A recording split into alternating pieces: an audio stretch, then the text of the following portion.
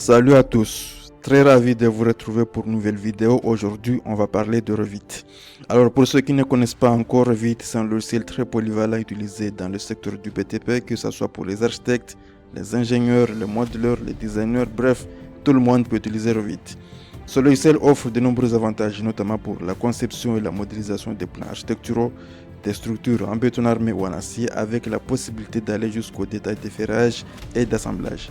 Il permet aussi l'étude de l'eau technique telles que la plomberie, l'électricité en courant fort et en courant faible ou encore la climatisation. Alors nous, aujourd'hui, nous allons voir 4 paramètres essentiels qu'il faut régler avant de démarrer votre projet. Pour ce faire, je vais entrer ici au niveau des modèles créés. Je vais créer un nouveau projet comme ça. Et puis je vais choisir un gabarit. Par exemple, je choisis le gabarit structure comme ça. Et puis je vais valider OK.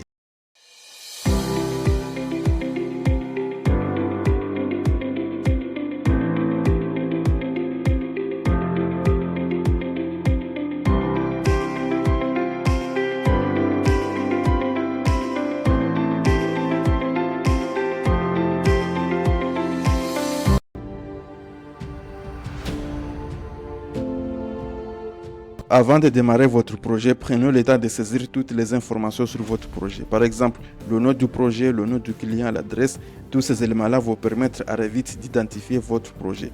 Alors pour ce faire, on va aller au niveau de gérer comme ça dans l'onglet paramètres. Je vais cliquer sur informations sur le projet. Alors, voilà la boîte de dialogue. Ici, il y a pas mal de données que je peux saisir. Si je descends vers le bas, vous allez voir que ici, on me demande de mettre la date du fin de projet, c'est-à-dire quelle date le projet va prendre fin. Je vais mettre une date au hasard, par exemple, je vais mettre 26/06 comme ça, 2026. Ok, c'est bon. On me demande de mettre l'état du projet, c'est-à-dire quelle phase on se trouve. Par exemple, moi, je vais mettre APS, avant-projet sommaire. On me demande de mettre le nom du client. Ok, je vais mettre, par exemple, Madame X. C'est bon. On me demande de mettre l'adresse du projet. Ok, je vais cliquer ici au niveau de ces 3 points. Je vais entrer ici pour mettre l'adresse. Par exemple, je vais mettre Abidjan. Ok, ça c'est bon. Et puis je valide. Alors ici au nom du projet, je vais écrire le nom du projet. Par exemple, construction d'un immeuble. Ok. R+2. Ça c'est bon. On me demande de mettre le numéro de projet, c'est-à-dire c'est un numéro de référencement. Par exemple, je vais mettre 200, ok, et puis je valide. Ça c'est bon. Alors, on a le droit de se demander à quoi servent toutes ces données que je viens de saisir comme ça. Ces données vont permettre à Revit de remplir automatiquement votre cartouche. Donc, je vais vous montrer ça tout de suite. Au niveau des feuilles, comme ça, je vais cliquer bouton droit de la souris et puis nouvelle feuille. Donc ici, j'ai pas de cartouche. Ok, je vais charger une cartouche, il n'y a pas de souci. Je vais aller au niveau de insérer comme ça. Et puis moi, je vais charger une cartouche à partir de Autodesk. Ok, je vais entrer ici, charger. Ensuite, je vais cliquer au niveau des cartouches comme ça. Et puis Autodesk va me proposer pas mal de cartouches, vous allez voir. Par exemple, je vais charger une cartouche A3 comme ça. Bon, je vais cliquer A3 et puis charger dans mon projet. Je vais charger cette cartouche A3 dans mon projet. Il faut patienter. Ok. Maintenant c'est bon. Alors je vais refaire la même opération au niveau des feuilles. Comme ça je vais cliquer bouton droit de souris, nouvelle feuille. Vous allez voir que la cartouche A3 que nous venons de recharger se trouve ici A3. Moi je vais cliquer sur OK et puis je vais patienter.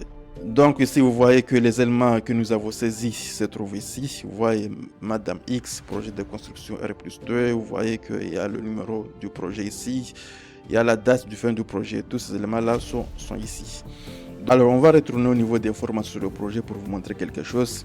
Je vais entrer ici, gérer, paramètres, informations sur le projet.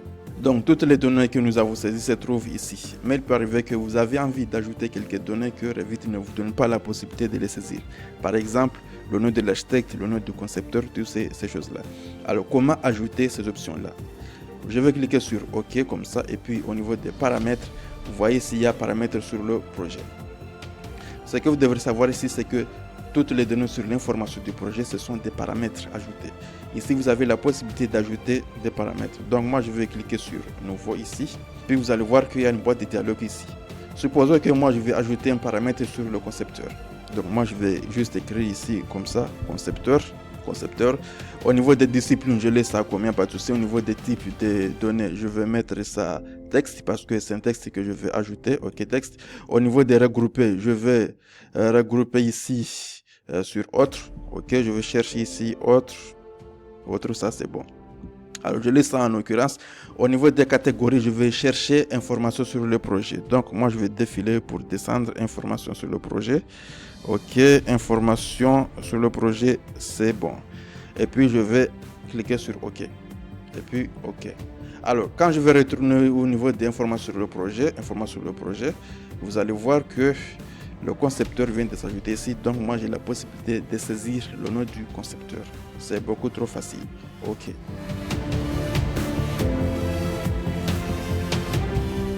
L'un des paramètres les plus importants pour un projet de modélisation est la configuration des unités du dessin. Donc pour configurer l'unité du dessin, vous allez juste entrer au niveau de gérer comme ça. Dans paramètres, vous avez unité. Donc moi je vais cliquer sur unité comme ça et puis vous avez la boîte de dialogue pour la configuration des unités. Ou je peux utiliser juste le raccourci clavier UN et j'ai la même chose. Donc ici j'ai la possibilité de configurer pas mal de choses. J'ai l'angle ici, surface, distance, longueur, vitesse, temps, volume, devise, tout ça. Par exemple si je veux configurer l'unité pour la longueur, je vais juste entrer ici et puis je vais choisir, par exemple je vais travailler en centimètres. Je choisis centimètres.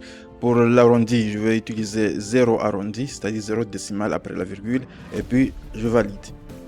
Donc, si vous travaillez dans un domaine spécifique, par exemple au niveau de la structure, vous pouvez choisir ici au niveau de la structure parce que ici, comme ça concerne tout le monde, ça concerne le CVC, ça concerne la climatisation, la canalisation, architecture, tout le monde. Mais si vous travaillez par exemple dans la partie structure, vous pouvez juste choisir ici structure et vous avez pas mal d'options ici à paramétrer. Par exemple, vous pouvez paramétrer l'accélération, l'énergie, force, fréquence, pulsation, vous avez les armatures, vous avez pas mal de choses, le poids, tout ça. Donc, après avoir fait tout ça, vous allez juste valider OK et on peut dire que vous avez paramétré l'unité du dessin.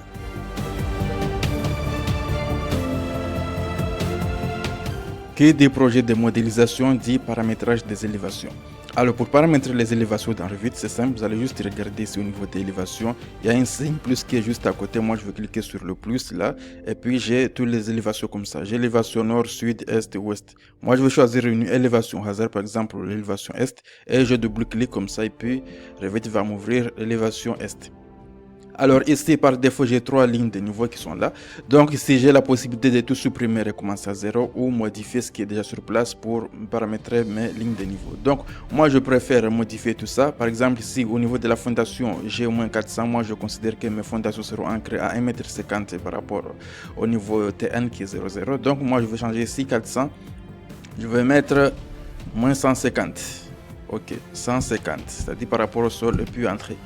Voilà, vous voyez que les fondations à moins 150.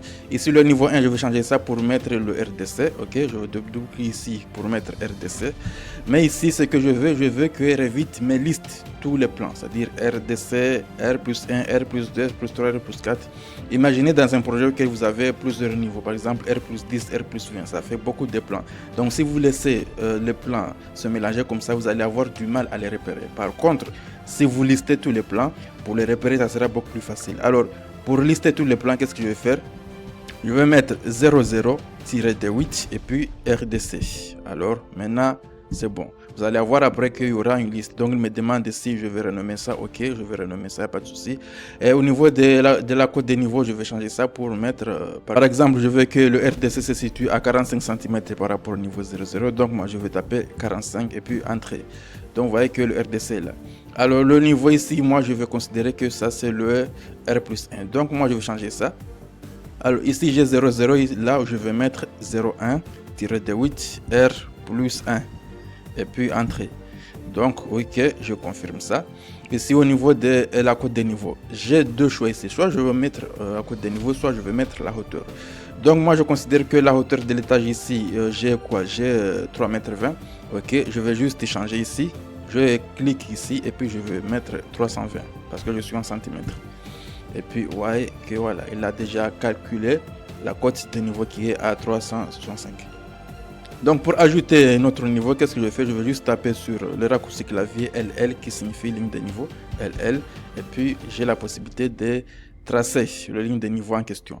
Donc pour tracer ma ligne de niveau, c'est simple, je vais juste cliquer ici, le premier point, et puis je vais cliquer sur le deuxième point, juste à la fin comme ça, et puis j'ai une ligne de niveau comme ça. Je peux ajouter encore notre ligne de niveau comme ça, premier point et le deuxième point. Voilà, ça c'est fait. Alors, vous voyez bien ici que voilà, j'ai les annotations à droite, à gauche, comment ça se passe. Donc par exemple, si je veux supprimer l'annotation à gauche comme ça, je vais cliquer sur la ligne de niveau et puis je vais décocher. Vous voyez, il y a une petite case rouge qui est là. Je vais décocher cette case et puis vous voyez que c'est disparu. Donc si je veux afficher l'annotation à droite, donc moi je vais juste cocher sur la case qui est là et puis voilà. Donc ici, moi je considère que ça le R+2 parce que je suis R+1 maintenant. Je vais juste changer, là où il y a 0,1, je vais mettre 0,2 et puis entrer et puis voilà, ça c'est bon. Concernant la hauteur de l'étage, je vais cliquer sur la ligne de niveau comme ça et puis je vais changer aussi. Je clique ici, je mets 320 et puis ok, c'est bon. Alors le dernier niveau ici, ça sera quoi? Ça sera la toiture parce que je considère que j'ai un projet de R+2, voilà.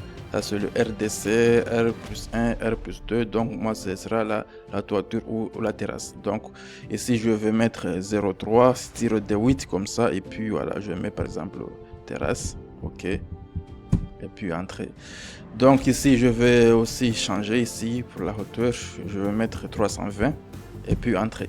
Donc vous voyez que en quelques minutes j'ai paramétré tout ça, donc ça je peux décocher ça et puis on est tranquille. Donc j'ai paramétré ça. Alors si je vais regarder ici au niveau des plans, vue en plan, je clique sur le plus comme ça pour le vue en plan. Vous voyez que les plans sont là, RDC, R+1 et tout ça. Mais je peux supprimer tout ça, ok, je supprime le premier jusqu'à le dernier, ok, je supprime ça, ok, il n'y a pas de souci. Donc je ne vais pas enregistrer. Maintenant que j'ai supprimé ça, je peux afficher tous les plans. Donc pour afficher tous les plans, c'est simple, vous allez juste entrer au niveau des vues comme ça. Et puis vous allez au niveau des vues, vous avez vue en plan, voilà, qui est juste là, comme ça, vue en plan. Donc moi je vais juste entrer au niveau des vues en plan comme ça. Et puis je vais décocher ici. Alors si je décoche ça, et puis je vais sélectionner tous les plans en question. Et puis ok. Alors si j'ai validé ok, je vais juste regarder ici au niveau des vues en plan. Ok, je vais cliquer sur vue en plan comme ça, structure. Et puis vous allez voir que tous les plans sont là. Voilà, RDC, R+1, R+2, terrasse, fondation, tout ça. Ça c'est nickel. Si je vais aller par exemple au niveau du plan R+1, je vais juste double-cliquer ici au niveau de R+1 et le logiciel va ouvrir le niveau R+1. Ça c'est beaucoup plus simple. Donc on va retourner ici au niveau de l'élévation est. Et si vous regardez bien ici, j'ai le niveau des fondations à 1-1,50 m. J'ai le niveau de RDC à 45 cm. Ça veut dire que ces deux niveaux-là sont placés à partir d'un niveau de base qui est 0,0. Alors le niveau de base là, ça peut être le terrain, c'est-à-dire le terrain naturel. Donc, vous avez le choix de modéliser le niveau du terrain naturel, vous avez le choix de ne pas le modéliser. Alors, je vais mettre le terrain naturel pour vous montrer ça. Donc, je vais mettre LL, ok, terrain naturel. Et puis, moi, je vais mettre ici, comme ça, je vais cliquer là, le premier point, et puis je vais cliquer sur le deuxième point juste à côté là. Alors, je vais cliquer ici sur le terrain naturel, je vais écrire ici, je vais écrire ici pour dire que c'est le T1, terrain naturel, ok, ça passe. Ici, je vais mettre 0,0, ok, pour montrer que c'est le terrain naturel, il n'y a pas de souci. Donc, qu'est-ce que je vais vous montrer ici? Ce que je vais vous montrer, c'est que le niveau TN que je vais mettre ici, ça peut être le niveau de base du projet, comme ça peut être le niveau topographique. Supposons que vous travaillez en collaboration avec un topographe et le topographe vous file les coordonnées du terrain naturel. Donc, vous serez obligé de mettre les coordonnées ici. Alors, comment ça se passe? Donc, pour mettre les coordonnées topographiques, c'est simple. Moi, je vais juste entrer au niveau des GRE comme ça, et puis je vais aller au niveau des emplacements. L'emplacement du projet, vous avez les coordonnées comme ça. Je vais entrer au niveau des coordonnées, là c'est bon, et puis spécifier les coordonnées du point. Donc je peux spécifier les coordonnées du point ici. Donc comment spécifier? Je vais sélectionner par exemple le terrain naturel comme ça, et puis j'ai sélectionné ça, et puis ici on me demande de mettre les coordonnées. Supposons que j'ai 100 comme coordonnées. Oh voilà, je vais mettre 100, ok, et puis je valide. Vous voyez qu'il n'y a rien qui se passe. Donc, je vais cliquer sur le niveau TN comme ça et puis je vais aller au niveau de modifier le type. Alors, dans modifier le type, vous allez voir ici, vous avez le point de base du projet. Donc ça, c'est le point de base du projet. Mais je peux le changer pour mettre le point topographique. Donc, moi, je vais juste cliquer ici et puis je vais choisir point de topographe. Donc, et puis appliquer. Quand je applique ici, vous voyez que les coordonnées changent. Voilà. Parce que le TN ici, c'est le niveau topographique qui est égal à 100. Donc le RDC, avant, c'était à 45 cm. Maintenant, si on considère le TN comme niveau topographique, ça sera 145. Pour les fondations, ça sera moins 50. Et les autres niveaux vont s'ajuster automatiquement. Vous voyez que ça ajuste automatiquement. À chaque fois que je veux changer les coordonnées topographiques, les autres niveaux ici vont aussi changer. Mais je peux aussi changer si, par exemple, je veux aller au niveau de modifier le type. Dans coordonnées topographiques ici, moi je vais changer ici pour dire que je vais utiliser le point de base. Puis appliquer, ok. Alors si je change pour le mettre le point de base, vous allez voir que ça change aussi parce que le point de base ici, je considère que c'est 0,0. Donc le RDC se trouve à 45 cm par rapport au niveau 0,0. Les fondations se trouvent à moins 1,50 cm par rapport à niveau 0,0 et les autres là se trouvent par rapport au niveau 0,0. Donc vous avez le choix, soit vous allez utiliser le point de base, soit vous allez utiliser les coordonnées du topographe.